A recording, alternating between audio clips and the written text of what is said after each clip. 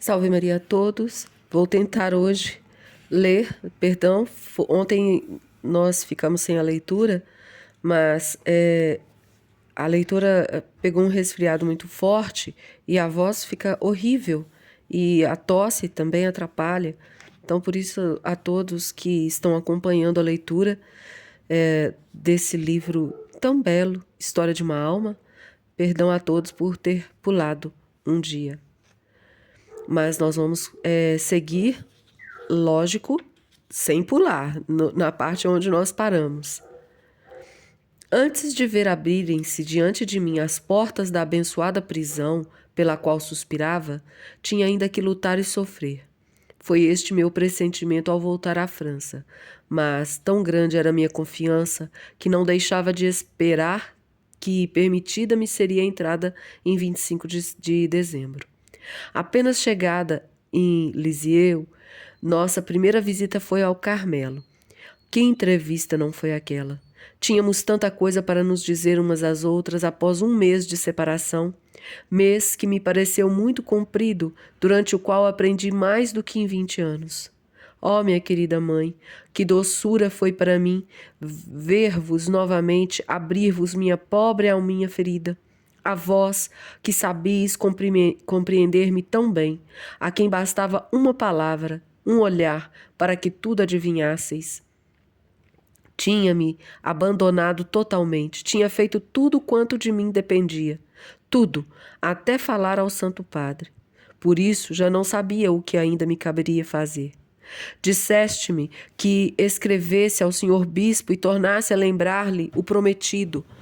Logo o fiz, do melhor modo que me foi possível, mas em termos que meu tio achou demasiado simples, ele reformou minha carta.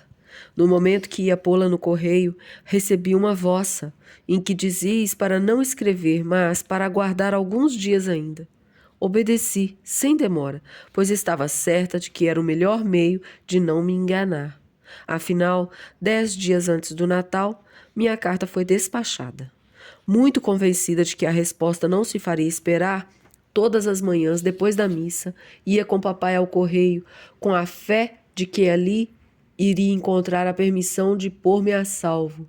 Mas cada manhã vinha nova decepção, que, aliás, não abalava minha fé. Pedia a Jesus rompesse meus laços. Ele rompeu-os, mas de maneira muito diferente do que eu esperava. Chegou a bela festa de Natal e nada de Jesus acordar. Largou por terra sua bolinha, sem lhe deitar um olhar sequer. Meu coração estava esmorecido quando me encaminhei para a missa da meia-noite, a qual contava tão certo assistir já por detrás das grades do Carmelo. Bem grande para minha fé foi a aprovação, mas aquele cujo coração fica de guarda durante o sono fez-me compreender que a quem tem fé igual a um grão de mostarda, ele concede milagres e faz montanhas mudarem de lugar, a fim de consolidar sua fé tão diminuta. Mas para os seus íntimos, para sua mãe, não opera milagres antes de haver provado sua fé. Não deixou Lázaro morrer, muito embora Marta e Maria lhe mandassem recado que ele estava doente? Nas bodas de Caná, tendo a Santíssima Virgem pedido a Jesus que acudisse ao dono da casa, não lhe respondeu que a sua hora não tinha ainda chegado? Mas depois da prova, que recompensa!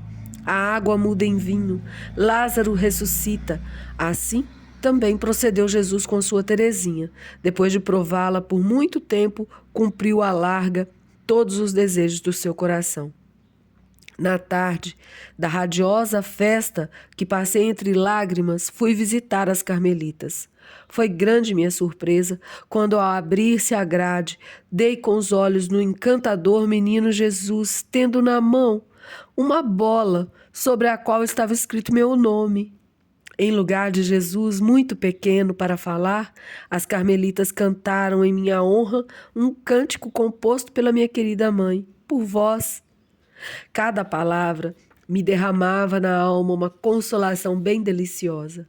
Jamais esquecerei a delicadeza do maternal coração que sempre me cumulou das mais finas ternuras. Depois de agradecer com a efusão de aliviadas lágrimas, contei a surpresa que minha querida Celina me tinha preparado quando voltávamos da missa de meia-noite. Em meu quarto, encontrei dentro de um lindo recipiente um naviozinho que trazia o menino Jesus a dormir, com uma bolinha ao seu lado. Sobre a vela branca, escrevera Celina estas palavras: Eu durmo, mas meu coração está de guarda. E sobre a embarcação, esta única palavra: abandono. Oh, se Jesus ainda não dizia a palavra à sua noivinha, se os seus divinos olhos continuavam sempre cerrados, pelo menos se lhe revelava por meio de almas que compreendiam todas as delicadezas e o amor do seu coração. No primeiro dia do ano de 1888, Jesus ainda me presenteou com sua cruz. Desta vez, porém, estava sozinha para carregar, pois era tanto mais dolorosa quanto mais incompreendida. Uma carta da Madre Maria de Gonzaga me comunicava ter chegado a resposta do senhor bispo no dia 28, festa dos Santos Inocentes, mas que não pusera ao corrente porque decidira que minha entrada só se efetuaria depois da quaresma.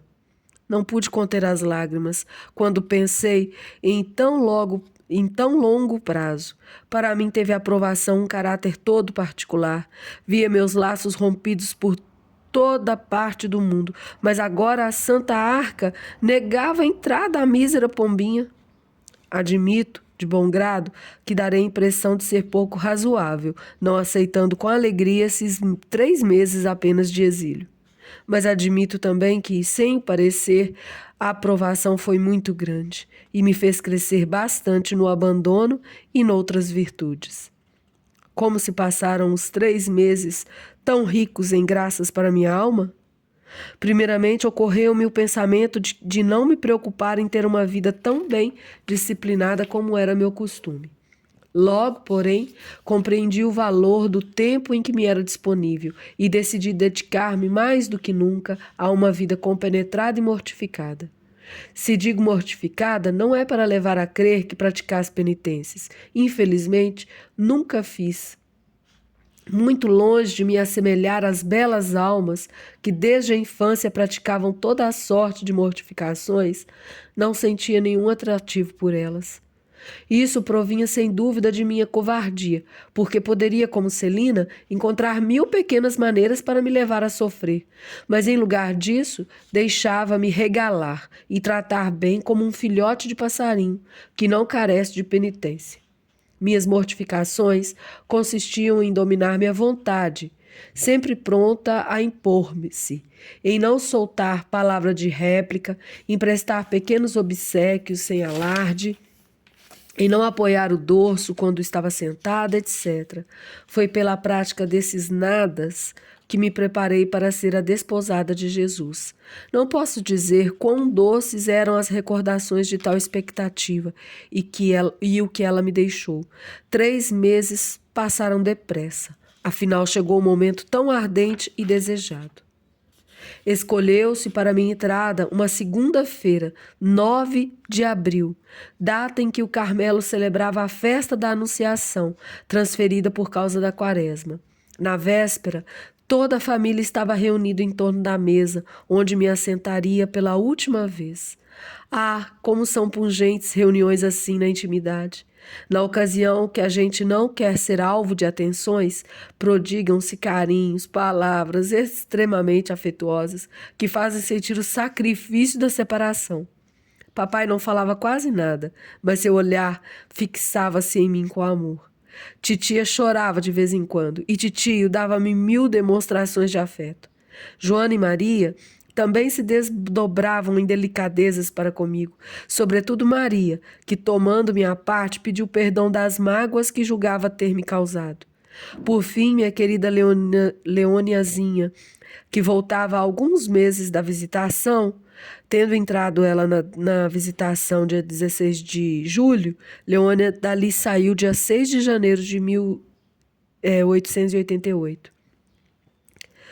Então, cobria-me ainda mais de beijos e carícias. Só resta Celina, de quem não falei, mas adivinhais, minha querida mãe, como se terá passado a última noite que dormimos no mesmo quarto. Na manhã do grande dia, depois de lançar um derradeiro olhar na minha casa, gracioso ninho de minha infância, que já não tornaria a ver, dei o braço ao meu querido rei para subir a montanha do Carmelo. Foi no dia anterior, toda a família se reunira para ouvir a Santa Missa e comungar. Assim que Jesus desceu nos corações dos seus queridos parentes, não ouvi em redor de mim senão soluços. E era só eu que não derramava lágrimas, senti o coração bater com tal violência que me parecia impossível dar um passo, quando vieram dar sinal para que chegássemos à porta da clausura. Ainda assim, fui andando e perguntava-me a mim mesma se não iria morrer pela força das batidas do coração. Ah, que momento aquele! Para poder aliviá-lo, é preciso ter passado por ele.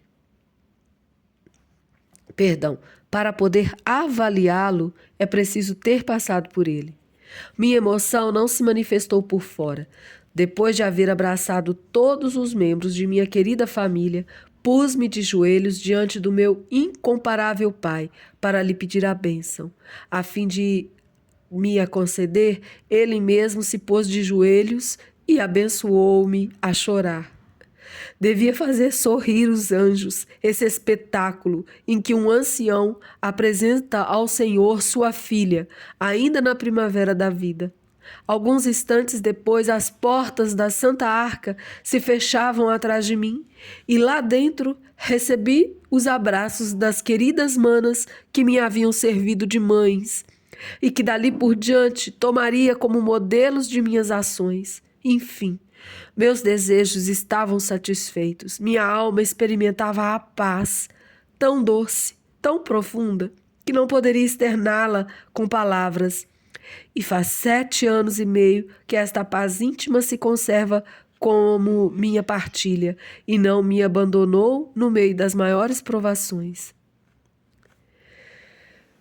Terminamos hoje mais uma leitura. Perdoem a voz um tanto horrorosa da leitura. Para hoje, comoveu e ensinou muitas coisas a esta leitora, pelo menos, esta frase de Santa Teresinha. Minhas mortificações consistiam em dominar a minha vontade, sempre pronta a impor-se, e não soltar palavra de réplica com ninguém, emprestar pequenos obséquios, favores, sem alarde, e não apoiar o dorso enquanto sentada, etc, etc. Foi pela prática desses nadas que me preparei para ser a desposada de Jesus.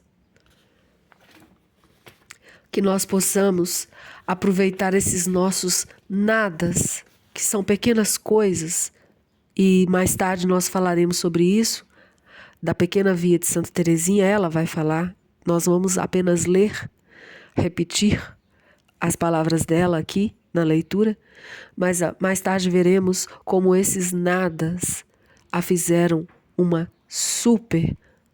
grande santa. A todos os senhores, salve Maria.